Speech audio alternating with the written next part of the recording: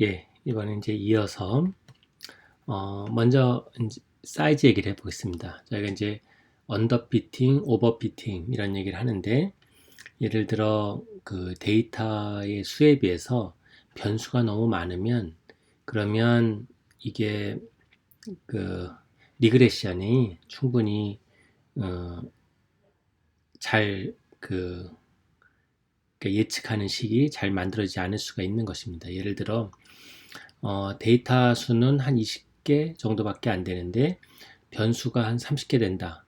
그러면 우리가 어떻게 보면 그 데이터에 맞게는 잘 그 클래시피케이션을 또는 이제 클래시피케이션에 보다는 리그레션 라인을 갖다가 만들 수도 있기는 하겠는데 실제로는 새로운 데이터를 만났을 때는 예측력이 훨씬 더 떨어질 수가 있는 것이죠. 소위 말하는 이제 오버피팅 이슈가 되겠습니다. 그래서 리니어 리그레션을 할 때, 특히 이제 멀티플 리니어 리그레션 하면은 변수가 늘어나니까 변수 한 개당 이 서브젝트, 그러니까 데이터의 그 레코드의 수가 20 서브젝트는 돼야 된다. 적어도 그래야 이제 오버피팅이 되지 않는다. 이제 하나의 이제 가이드라인일 뿐이고요. 저희가 이제 로지스틱 리그레션의 경우에는 아웃컴이 10개가 돼야 된다는 건데 그건 이제 나중에 한번 다시 말씀드리겠습니다.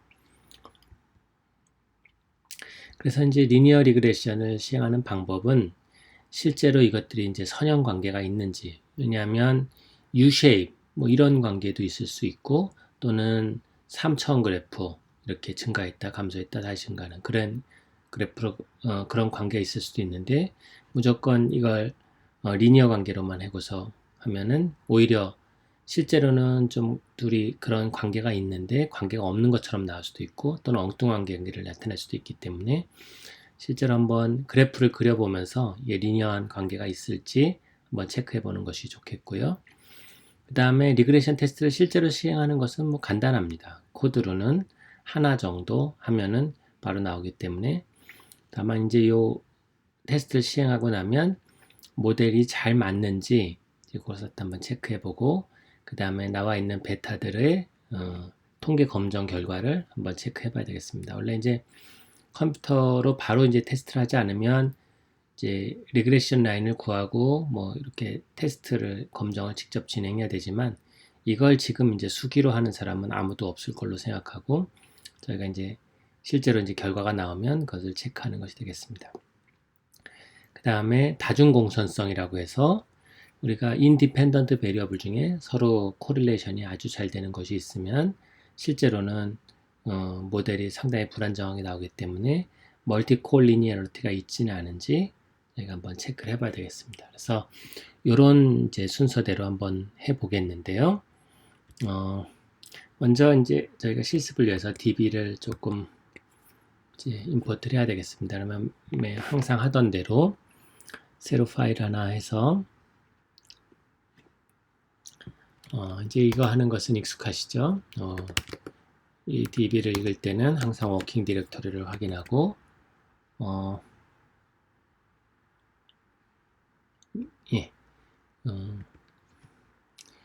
이거는 이제 여기 나와 있는 거는 이게 아마 한글 이제 문제 때문에 이렇게 나와 있는 걸 생각하고 그냥 크게 문제가 되는 것은 아닙니다.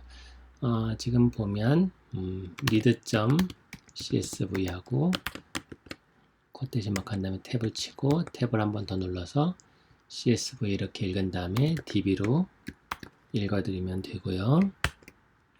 그 다음에 우리가 이제 디플라이어를 조금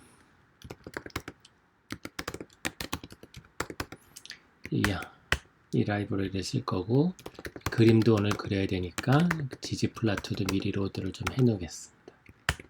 그럼 이제 두 개는 로드를 해놨고 이제 DB 이름을 조금 바꿔야 되죠. 맨날 하듯이 저희가 DB에서 리네임을 통해서 저희가 이제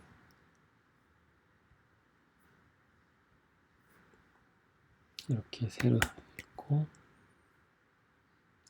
여기 보면 이제 토스트하고 NHS, MRS 이런 게 있으니까 예를 들어 토스트 클래시피케이션은 토스트는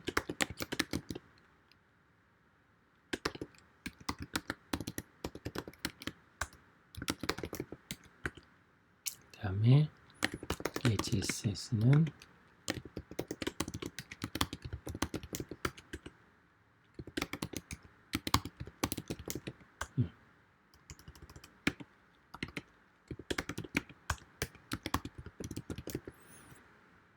이렇게 해서 DB였는데 자, 그럼 이제 이것도 바뀌고 잘 됐습니다. 저희가 이제 더 변수를 바꿀 것은 이번에는 없고요. 그러면 스캐터 플롯을 GG 플롯을 한번 그려보겠는데 저희가 그리는 게 저희가 이제 리니어 리그레션을 보려고 하는데 여기 이제 네임즈를 보면 여기 이제 신드롬 X라고 들어보셨을지 모르겠습니다. 메타볼릭 신드롬, 대사증후군 이렇게 하는 건데 인슐린에 대한 저항성 또는 오비스티, 그러니까 비만이 있으면 인슐린 저항성도 늘어나고 또는 인슐린 저항성이 있으면서 비만 뭐 이런 것들이 같이 올 수도 있다고 하는데 최근에는 비만 또는 에너지의 어떤 과다 섭취 이런 것들이 가장 근본적인 문제라고 되어 있습니다.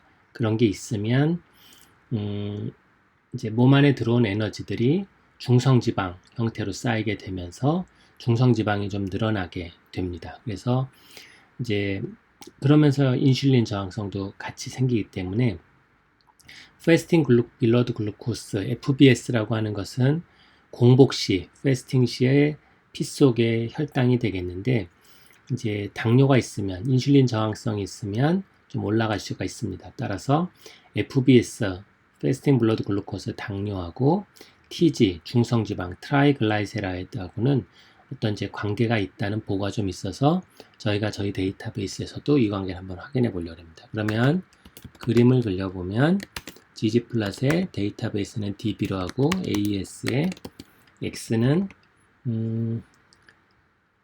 x를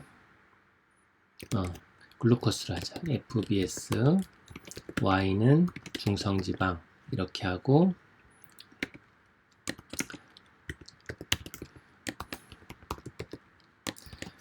두 개가 이제 그 어떤 관계인지 산포들을 통해서 한번 보겠습니다. 그러면 이런 관계입니다.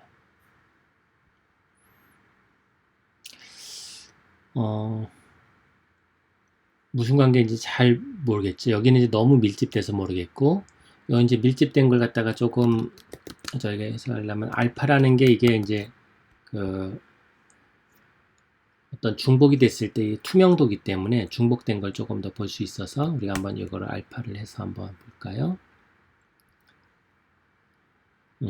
여기가 좀 많이 모여 있긴 한데 역시 이제 이 트렌드 잘 모르겠습니다. 그러면 트렌드 라인을 좀 그리면 좋은데 지옴 스무드라고 하는 거에서 트렌드 라인을 그릴 수 있고 그냥 지옴 스무드만 하면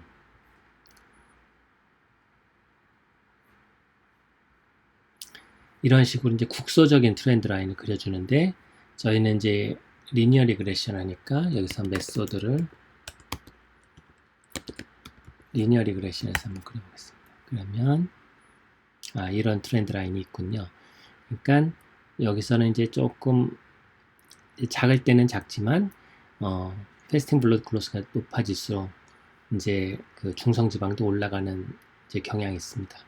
당연히 이제 여기 보면은 실제 이 트렌드 라인하고 실제 맞지 않는 부분이 많이 있는데 어떻게 보면 패스팅 블러드 글루코스가 정상이라고 하더라도 당뇨 환자인데 약을 먹기 때문에 정상인 경우도 있을 수 있으니까 이게 이제 바로 이제 그 다른 관계 없이 패스팅 블러드 글루코스가 이제 그 중성 지방을 갖다가 혼자서만 결정하는 게 아니기 때문에 상당히 이제 이런 에러가 이제 저희가 추정하는 리니어 리그레션하고 실제 값이 상당히 차이가 날 수 있겠고 거꾸로 중성 지방이 올라가는 거는 저희가 이제 인슐린 인센시티버티 그러니까는 인슐린 저항성과 관련해서 올라갈 수도 있지만은 예를 들어 술을 드시면 좀 올라갈 수가 있거든요. 특히 이제 500 이상 이렇게 많이 올라가면 췌장염 같은 것도 생길 수 있는데 그렇기 때문에 이제 이것도 다른 관계가 있을 수 있으니까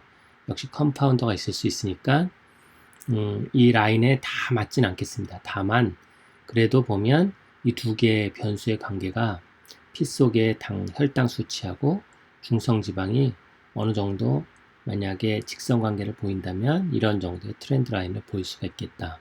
이제 이것을 갖다가 확인할 수 있습니다. 아까도 말씀드렸지만은 변수 하나당 이제 환자가 한 20명 이상은 돼야 된다고 했죠. 하지만 뭐 지금은 저희 데이터베이스에서는 그 이상 되는 상황이기 때문에 759명 정도이니까 그것은 이제 충분하지 않을까. 변수는 하나뿐이고요. 그렇게 생각합니다. 두 번째는 이제 이게 y 값, 만약에 이제 y 값이 중성지방이라면은 이제 y 값이 정규 분포를 해야 된다고 말씀드렸습니다. 그것이 이제 조건 중에 하나이고요. 그러면 정규 분포를 하는지 보려면 GG 플러스의 DB하고 AS. 이제 이번에는 이제 아웃컴을 보는 것이지만 이제 베리어블이 하나니까 X로 그냥 놓고 그냥 아니면 그냥 놓지 않고 해야 됩니다. 그냥 중성지방 이렇게 놓고 히스토그램을 그리는 거죠. 지옴 히스토그램 하고 빈 위드스는 뭐 한 10 정도로 TG 10 정도로 할까요? 그러면 이렇게 됩니다. 그래서 보면 이것만 보면 어떻습니까? 이것은 이제 전혀라고는 그렇지만은 어쨌든 아주 전형적인 그런 정규분포 양상이라고는 조금 보기 어렵죠. 만약에 비니스 조금 늘려볼까요? 한 20 정도? 그러면 이렇게 됩니다. 역시 여기가 이제 많이 테일이 있고 여기는 약간 그렇게 보이기도 하긴 합니다. 하지만 아까도 말씀드렸지만 샘플 사이즈가 크면 되게 한 30 정도 이상만 돼도 그렇게 얘기할 수 있을 것 같기도 합니다. 이제 제가 레퍼런스로 잡은 책에서는 한 100 이상으로 얘기했는데 만약에 그렇다면 그러면 노멀리티 어썸션은 만족한 것으로 한다. 그 이유는 뭐냐면 저희가 샘플을 일부 하지 않습니까? 저희 같은 경우에는 이제 이게 이제 모평균이 그러니까 모집단이 전체 인간이다 이렇게 하면 그 중에 우리가 759명을 갖다가 뽑은 거잖아요. 그러니까 이제 저희가 뽑은 샘플에서는 이제 평균이 이제 어느 정도가 나왔는데 제가 이제 TG의 평균은 보지 않았는데 평균 한번 볼까요? 민 DB의 TG 이렇게 하고 한번 보면 평균이 120.6입니다. 그러면 한 126점 정도 되는데 또 샘플을 하면 759명을 어디서 또 샘플하면 또 평균이 얼마 정도 있을 거잖아요. 그런 평균들의 분포를 가지고서 저희가 통계 검정을 하는 거기 때문에 원래 분포가 어떤 분포가 되었든지 간에 일정 이상 수를 갖다가 샘플을 하면 그 샘플들의 미인들은 통계 분포, 정규 분포를 하게 되어 있습니다. 그게 이제 대수의 법칙인데요. 그래서 이제 큰 센트럴 리밋 시어림이죠. 그래서 큰 수를 갖다 우리가 샘플하기 때문에 결국 이제 반복해서 하다 보면 정규 분포를 이룬다. 따라서 샘플 사이즈가 어느 정도 크면 이것이 이 자체가 정규 분포를 하지 않더라도 그렇게 이제 심리하지 않아도 된다. 이런 말씀입니다.